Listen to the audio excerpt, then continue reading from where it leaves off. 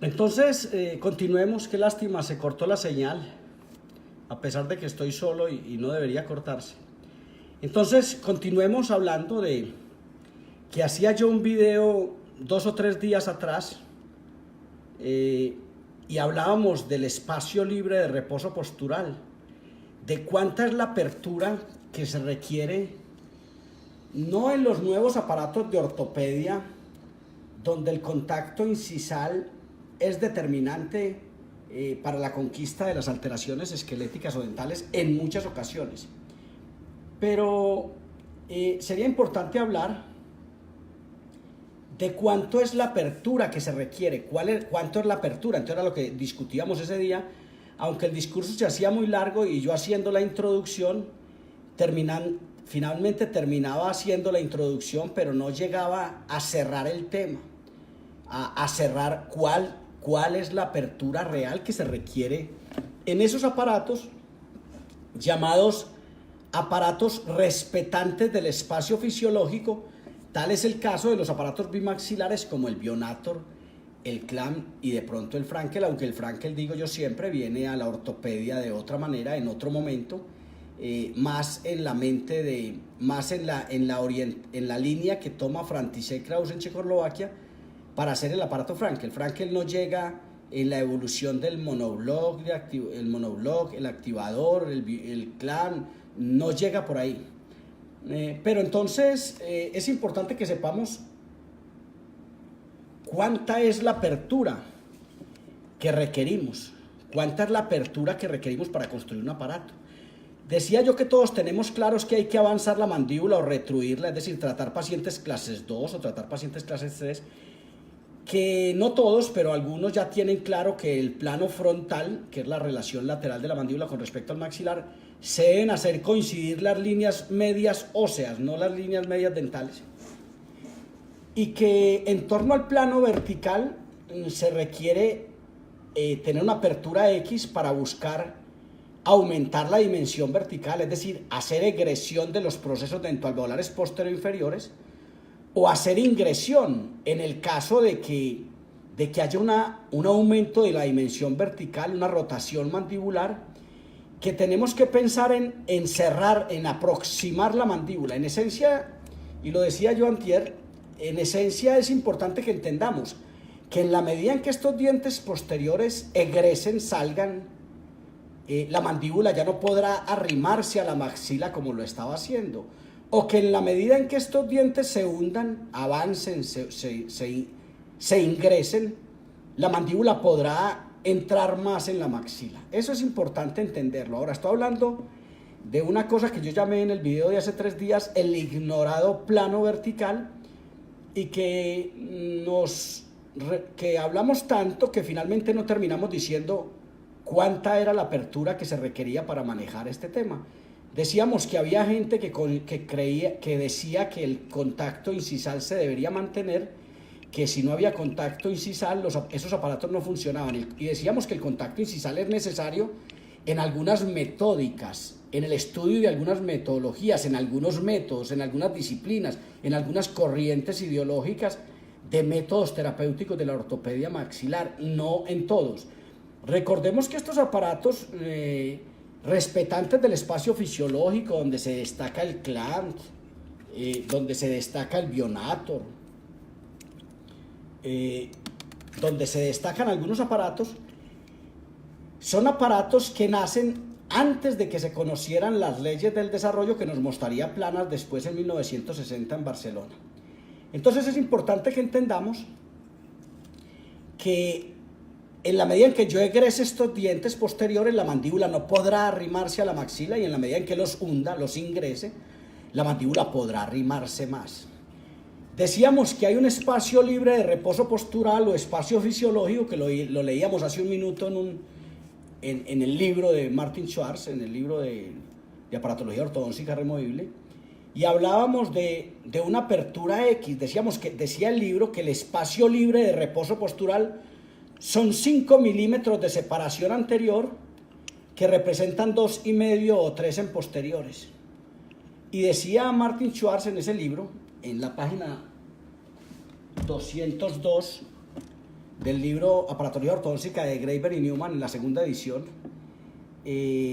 decía Martin Schwartz que lo ideal era hacer 2 milímetros por encima del espacio fisiológico. Esto es muy complejo de interpretar porque, insisto, del plano vertical sabemos muy poco. Pero redondeemos la idea y entendamos.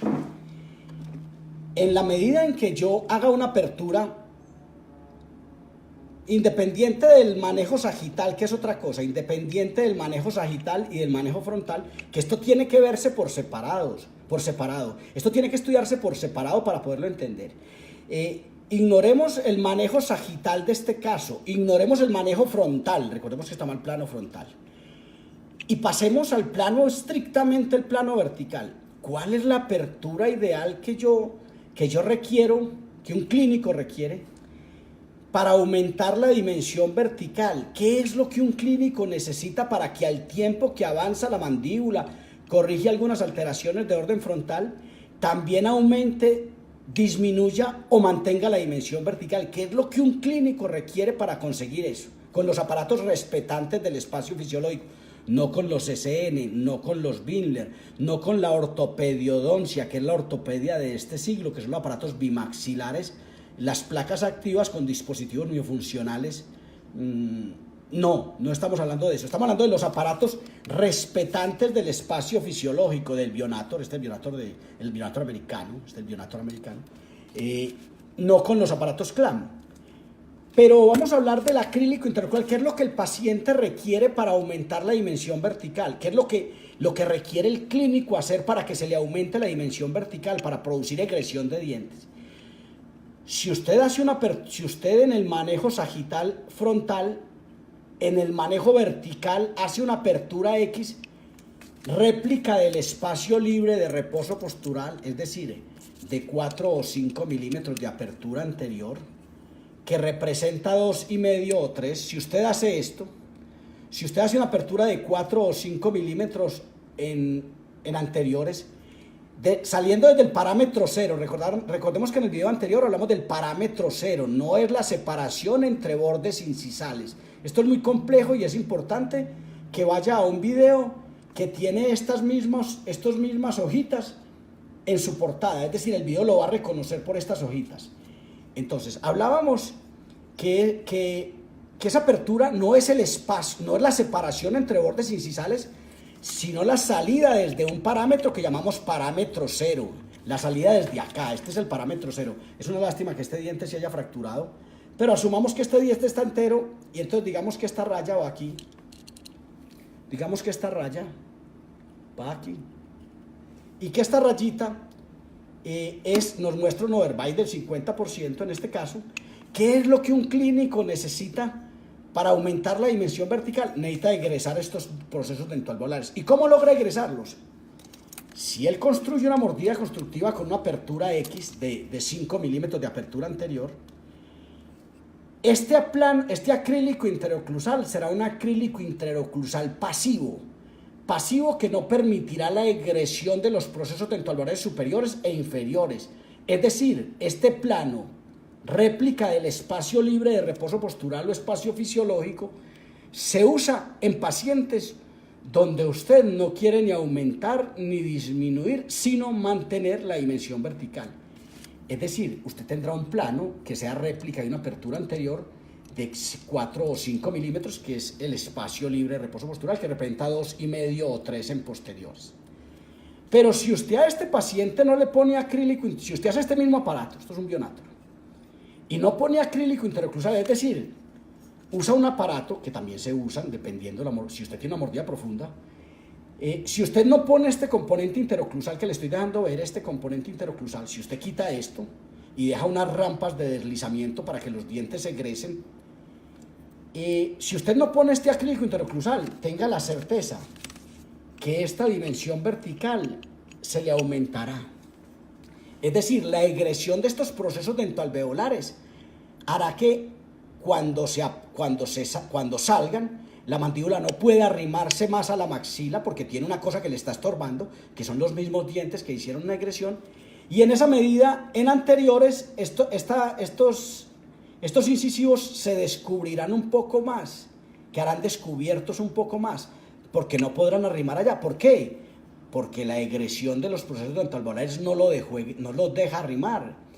Entonces, vamos redondeando la idea. En la medida en que usted ponga componentes interoclusales réplica del espacio libre de reposo postural o espacio fisiológico, es decir, así de delgaditos, de 2,5 o 3 milímetros de espesor, estos posteriores no van a egresar. Si usted no pone ese componente interoclusal y hace una apertura de 2 o 3 milímetros por encima del espacio fisiológico, es decir, de 7 milímetros de apertura anterior, vaya, mire el video que acabo de hacer, que era este mismo, pero se me cortó por cuestiones de red. Y si usted lo mira, va a leer un párrafo que está en la página 222 de un capítulo del aparato del libro de Greber y Newman que se llama El activador, su uso y modificaciones. Si usted hace una apertura de 5 milímetros, de 7 milímetros de apertura anterior, no de la separación entre bordes y sisales, perdóneme que insista con esto, sino de los parámetros ceros. Este es el parámetro cero, la oclusión habitual es el parámetro cero. Este paciente 23 horas y 48 minutos del día habita aquí, con 5 milímetros de apertura anterior. Este paciente 23 horas y 48 minutos del día habita acá, habita así. Este es el paciente real, 23 horas y 48 minutos del día. Entonces, si partimos de este punto cero, si partimos de acá o de acá, el punto cero, y hacemos una apertura de 7 milímetros, es decir, 2 más que el espacio fisiológico, tenga la certeza que estos posteriores que están en el aire le egresarán y se le aumentará la dimensión vertical. Si su paciente estaba muy bien verticalmente, tenga la certeza que aumentó la dimensión vertical, que hizo una mordida abierta que no necesitaba. Pero si usted tiene una gran mordida profunda con un Orbay por encima del 50% y usted no coloca acrílico interoclusal, los dientes se egresarán indistintamente, los de arriba y los de abajo, y se le aumentará la dimensión vertical. Pero no es bueno que usted haga egresión de manera indiscriminada, produciendo egresión de los superiores e inferiores. No es bueno. Es ideal que usted decida quiénes son los dientes responsables en este caso de esta mordida profunda. ¿Cuáles son los dientes que vamos a egresar? ¿Serán acaso los superiores?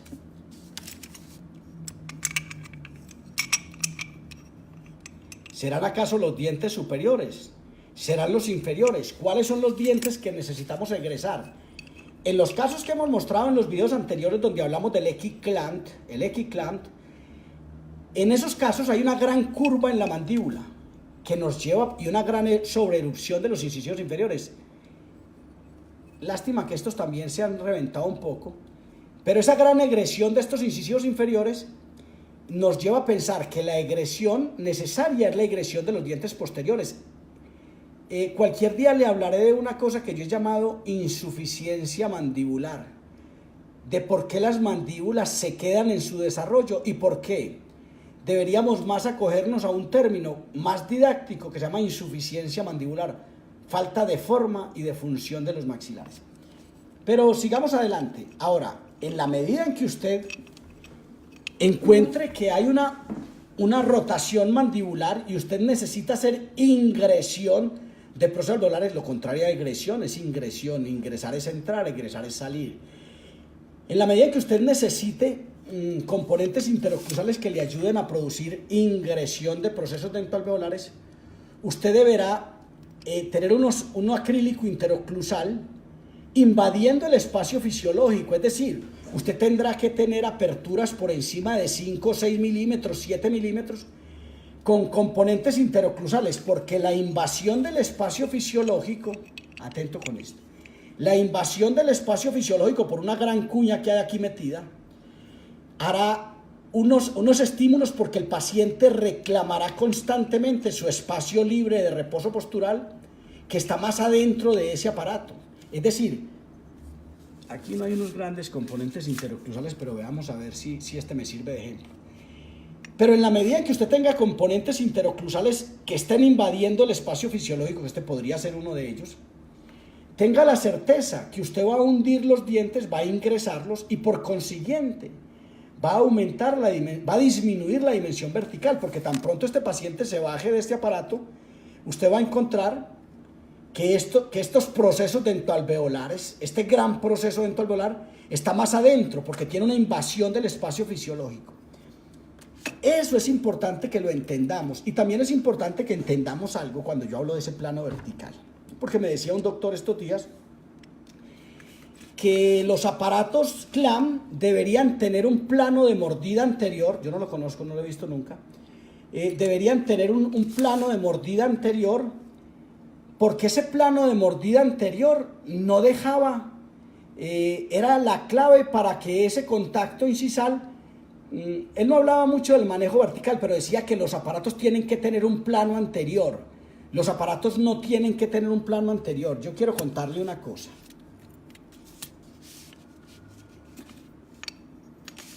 Este elemento que es el propulsor de la mandíbula, este elemento acrílico, este contacto de este acrílico con la cara lingual de los incisivos inferiores y con esta estructura, es el propulsor de la mandíbula. Este aparato es clase 2 en la medida en que usted haga una protrusiva con esta mandíbula.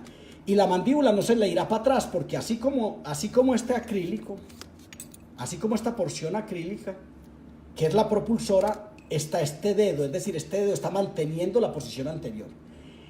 En el acrílico, tenga la certeza que usted no necesita poner planos de mordida anterior. El acrílico que usted pose, que usted toque estos cingulum de estos incisivos inferiores, el acrílico o las guías incisivas, lástima que no tenemos un clamp porque ya se entregó ese clamp, el Equiclamp, en la medida en que usted esté tocando este cíngulo con un propulsor de la mandíbula o con unas guías incisivas, que también son propulsoras de la mandíbula, en la medida en que usted tocando esto, tenga la certeza que estos dientes no se le saldrán, como cree el doctor. El doctor cree que si no pone un plano de mordida, los dientes se le van a salir, los dientes anteriores se le van a salir. No se le van a salir.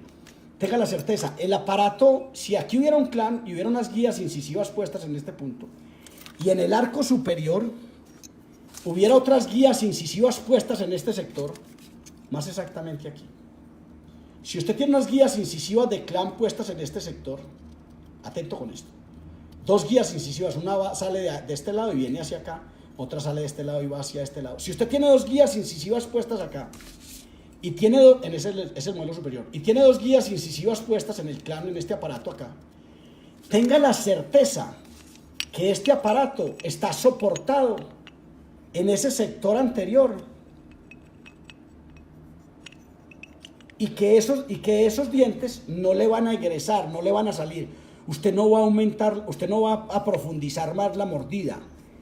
Y se lo digo porque él cree que tiene que tener un contacto incisal para que no le crezcan los dientes, o que tiene que tener un plano de mordida. No, no es necesario. El manejo vertical se hace en el sector posterior, que es donde se hace rotar la mandíbula. La mandíbula se hace rotar en la medida en que yo egrese los posteriores y no le permita a la mandíbula arrimarse más, o ingrese, que es lo contrario, ingrese los posteriores y le permita a la mandíbula arrimarse más. Pero en general, estos componentes interoclusales que conocemos vagamente, decía yo en la primera reunión que quien decide si los aparatos tienen acrílico interoclusal es el técnico, depende de la página que abra el libro. Decía yo que estos componentes interoclusales deben estar en los pacientes que tienen la altura facial inferior aumentada o que tienen una mordida abierta. Deben de estar invadiendo si usted pretende hacer rotar la mandíbula. Si usted pretende rotar la mandíbula porque hay una rotación indebida de la mandíbula que está creando una mordida abierta. O no deben de estar en los pacientes que tienen una enorme mordida profunda para dejar egresar los posteriores. Pero eso es una información parcial. Entonces no deben estar en los pacientes con mordida profunda. Por esa razón es igual al ordenar un aparato decir, hágame un aparato para mordida profunda que hágame un aparato sin acrílico interoclusal. Es exactamente lo mismo. O hágame un aparato para abrir mordida. El aparato para abrir mordida no tiene acrílico interoclusal. El aparato para mordida profunda no tiene acrílico interoclusal. El aparato sin acrílico interoclusal, valga la redundancia, no tiene acrílico interoclusal. Se puede pedir de las tres formas. Y es distinto pedir un aparato, hágame un aparato para cerrar mordida, porque tiene acrílico interoclusal. Hágame un aparato con acrílico interoclusal, porque tiene acrílico interoclusal. Hágame un aparato para hundirlos, para mordida abierta, porque tiene acrílico interoclusal. Yo sé que esto no es fácil entenderlo por la dicotomía en que cae el lenguaje a la hora de explicar esto. Pero es esto, es importante que entendamos estos componentes interoculares que podrán estar presentes o no, dependiendo de la altura facial inferior. Pero también es importante que entendamos que estos componentes interoclusales pueden ser mixtos. De hecho, durante todas las reuniones de esta semana hemos hablado de un acrílico interoclusal mixto, donde está presente el acrílico interoclusal solo el superior y la mitad de este acrílico interoclusal no está, para permitir la egresión de los procesos dentoalveolares posterior-inferiores. ¿Por qué? Porque se asume, se interpreta o se conoce de acuerdo al diagnóstico y a mil ayudas diagnósticas que la necesidad es egresión de procesos dentoalveolares posterior-inferiores. Por esa razón el acrílico es mixto. En síntesis, para redondear la idea, habrá 3 aparatos con acrílico interoclusal para los pacientes que están muy bien verticalmente o que están aumentados verticalmente. Habrá un aparato sin acrílico interoclusal para los pacientes que están disminuidos verticalmente y que hay que hacer egresar. O habrá un aparato mixto, que es un aparato más especializado, que dejará egresar los procesos dentoalveolares posterior-inferiores o posterior-superiores, aunque los posterior-superiores no piense que los va a egresar nunca. Generalmente las mordidas profundas están a causa de la mandíbula, la mandíbula la quedada en su desarrollo, no solo transversal sino vertical. Entonces, esos componentes interoclusales, entonces habrá un tercer aparato, que es un aparato con acrílico interoclusal mixto, que tendrá acrílico interoclusal en contacto con los superiores, pero sin contacto con los inferiores. Esto es importante que lo entendamos y entendamos que no es necesario lo que me explicaba el doctor acerca de que el aparato tenía que tener planos de mordida anterior. El plano de mordida anterior, el acrílico anterior, que lo desarrolló Smoot, G.P. Smoot en los Estados Unidos en 1963, en el Bionator americano, el acrílico que envuelve los incisivos inferiores, atento con esto por favor. El plano de mordida que usted se encuentra en el Bionator americano, que sale por aquí y envuelve los bordes incisales, atento con esto, y envuelve los bordes incisales, donde hay 2 aparatos, uno que envuelve los bordes incisales, con el acrílico y que no tiene acrílico interoclusal para permitir la egresión de los dientes indistintamente. El promovedor de este concepto, aunque es de G.P. Smoot, es el doctor John Whitson. John Whitson, el hombre de oro de la Sociedad Americana de Ortodoncia en el año 1978, es el hombre que nos muestra el Bionator americano en 3 fases. El uno con acrílico interoclusal que envuelve los bordes, con acrílico interoclusal no, interincisal, con acrílico interincisal que envuelve los bordes incisales, sin acrílico interoclusal. Otro que no envuelve los bordes incisales y que solo tiene acrílico interoclusal. Y otro que es neutro al plano vertical, que tiene plano posterior y acrílico envolviendo los incisivos inferiores. Pero le voy a contar, no es que Wilson o Smoot hayan creído que se requiere este acrílico interoclusal, que es el que tiene confundido al doctor y le hace creer que es que necesita un plano de mordida para poder que no se destruyan los dientes. Los dientes no van a egresar mientras tengan este componente acrílico y una barra que no tiene esta, porque se pidió sin esa barra, que es una barra palatina que la inventó Whitson, para ponérsela a esto, es de John Whitson, en su libro de Salvat, presentado por Terence Spoll, que es el hombre que escribe, el hombre de la pluma es Spoll, Terence Spoll. Entonces este tiene otro elemento para no permitir la caída de una premaxila. Pero ese plano, atentos con esto, ese plano, la misión que tiene es esta. Voy a tratar de decirlo, no es fácil. Si yo tengo un propulsor de la mandíbula aquí, si yo tengo este dedo propulsando esta mandíbula que habita por aquí atrás, pero que yo la traigo a vivir adelante, aquí hay un vector de fuerza que volcará estos dientes hacia vestibular. Si yo no pongo un arco vestibular como puso este clínico puso un arco vestibular con miras a que no se le vuelquen esos dientes hacia adelante. Pero igual otro clínico podría haber dicho, no, a mí no me ponga arco vestibular, yo voy a salir con el acrílico por acá y voy a envolver. De hecho, vean el libro de Terence Spoll, de Salvat, se me escapa el nombre, pero se debe llamar, son 3 tomos, uno se llama biomecánica, el otro se llama ATM y el otro se llama diagnóstico. Son 3 tomos de Salvat que ya no salen. Entonces, otro clínico podría haber dicho, no, envuélvame los bordes incisales acá. Y claro, envolvíamos los bordes incisales y entonces en esa medida lo que busca ese acrílico que envuelve los bordes incisales no es hacer las veces de plano, para que no se destruyan los dientes. Lo que pasa es que si yo pongo un propulsor acá, estos dientes se me vuelcan hacia adelante. Para que no se me vuelcan, qué bueno que yo no solo pusiera el dedo acá, sino que sacara el dedo y envolviera esto y trajera esta mandíbula desde atrás así. Porque si la traigo con propulsor y el propulsor me envuelve el borde incisal y me toca esto, yo no voy a volcar los incisivos hacia adelante. Yo estoy trayendo la mandíbula desde la articulación temporomandibular y seguramente espero alguna remodelación de la fosa y una consecuente reposición condilar. Es para tratar ese plano de Wissing, es para no volcarlo, o de Wissing o de Spoll, o de Spoll no, o de GP Smooth, GP Smooth, ese aparato lo desarrolló un autor americano, GP Smooth, en el año 1963, o de Smooth. En esencia lo que busca Smooth es que no se vuelquen los dientes adelante. Si usted le quita este aparato, a este propulsor de la mandíbula, a este Bionator, si usted le quita este arco vestibular, es posible que usted logre adelantar la mandíbula, pero estos incisivos se le volcarán hacia adelante, se le volcarán. Si usted tiene un clam al que no le puso arco vestibular, los incisivos se le van a volcar hacia adelante.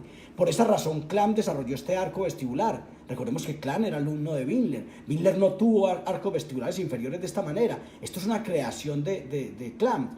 Entonces, es volcar estos dientes, es para no volcar estos dientes hacia adelante. Yo no sé si yo sé que yo hago unos videitos a veces en ese apasionamiento mío, un poquito desorganizados, pero más que irse en contra de ellos, extracte de ellos alguna información. Entienda que es un trabajo de un hombre que lleva más de 40 años trabajando con esto y que está hablando de un tema que no habla la academia, que se llama biofísica aplicada. Es el fundador del concepto biofísica aplicada, de la interpretación del juego de vectores, del juego de vectores y derivadas que ostentan los aparatos. De lo que no ha hablado la academia, decía yo en días pasados, porque la academia debe centrar su atención en ese misticismo científico de demostrar que la evidencia, que esto es posible, que la ortopedia es posible y que se puede dar y que tiene una explicación científica. Es por eso, pero también le quiero contar una cosa muy triste. Ahora, yo soy miofuncionalista, yo creo ciegamente en la ortopedia y lo aclaro porque voy a decir algo muy irreverente. Escúcheme esto e investíguelo, no me lo crea, a mí no me crea nada. De hecho, no me crea nunca, reflexione, piense acerca de lo que le digo. Le voy a decir algo. A propósito de la evidencia,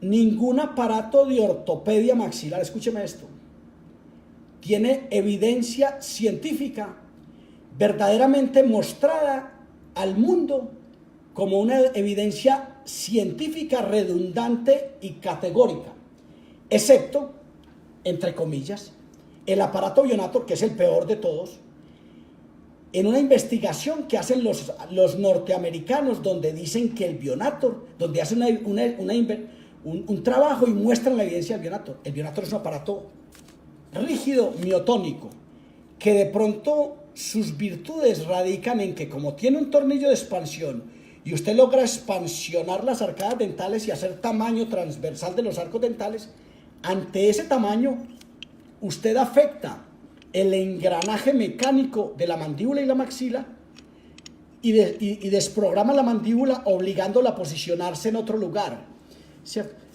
Pero básicamente es eso, y esto casi que es un comentario para algunas personas que hablan de que muestre la evidencia, Yo estoy hablando del método terapéutico, de la cientificidad del método terapéutico. A quien le corresponde demostrar la evidencia científica en torno al tratamiento clínico es al clínico.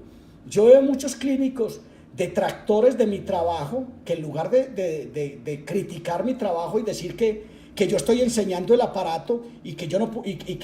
Ahora, yo soy un experto en aparatos, y puedo hablar de aparatos con mis 40 años y estoy en condición de mostrarle al mundo, en cualquier lugar del mundo, teniendo presente a McNamara o a los grandes, de que el aparato es el método científico terapéutico y que es importante, y que es de ese método del que no hemos hablado mucho, es el método terapéutico, ese que parece que lo hace cualquier técnico. De hecho, no existen ortotécnicos de formación académica. Los ortotécnicos son implementados de un programa de protésicos dentales cuando les correspondió hacer aparatos. Pero ellos son protésicos dentales, son personas aptas para construir todo lo que corresponde a la odontotécnica, no a la ortotécnica. Son odontotécnicos, son técnicos en general de la odontología, pero el método como tal, el método tiene una sustentación científica que debemos conocer y que la academia no está mostrando en ninguna parte del mundo, y que me sorprende que hay gente que se moleste porque yo le hable de la evidencia del aparato. Ahora, yo le estoy entregando a usted una información biofísica, biotecnológica, para que usted, en la medida en que a usted le interese o esté preocupado porque yo explico esto, usted venga y demuestre en lo que le corresponde a usted, que es la clínica, mostrar la evidencia, porque es que el doctor me está diciendo, alguien me está diciendo, muéstrame su casuística, muéstrame su evidencia. Yo no tengo casuística. Irónicamente, aunque no hago praxis clínica, tengo una casuística de un grupo de clientes, de un grupo de profesionales abiertos al conocimiento, que departen día a día conmigo, el diagnóstico clínico y su consecuente plan de trabajo para lograr el resultado clínico. Y veo trabajar los aparatos y sé de vectores y derivadas, que es la materia prima del estímulo. Entonces, a quien me está pidiendo la evidencia, que le muestre la evidencia de todo esto para poderlo justificar, que nos la muestre él, que haga el esfuerzo, que haga el esfuerzo que yo hago. Yo trabajo todos los días, a toda hora, y saco tiempo para mostrarle esto al mundo. Entonces, finalmente entendamos esto. Ahora, yo estoy hablando de mi trabajo, de lo que yo sé hacer. Ahora, quien esté en desacuerdo con esto, muy sencillo, me lleva a su país, yo estoy en condición de demostrarle todo esto, o viene a mi país, yo lo invito y le muestro qué es esto y cómo se maneja, porque finalmente el problema no es la sustentación neurofisiológica de si la explicación de si el tratamiento ortopédico es posible o no es posible, no, es entender el método, es entender también la biofísica aplicada del método. Por lo demás, muchas gracias. No quiero que usted juzgue este video que acabamos de hacer sin ver el video anterior, un video que tiene estas mismas hojitas, que no voy a volver a hacer otro con estas hojitas para que no nos enredemos. Entonces, no quiero que deje de ver ese video, que es un video que dura 40 minutos, fue hecho hace 2 días, no ayer, sino antier. No sé en qué fecha estamos, pero me gustaría que mirara ese trabajo antes de mirar este, para que entienda de qué es que estoy hablando. Finalmente, este documento se llama el redondear una discusión que dejamos abierta hace 2 días, para que mire la fecha. Por vuestra atención, muchas gracias. Dios les guarde.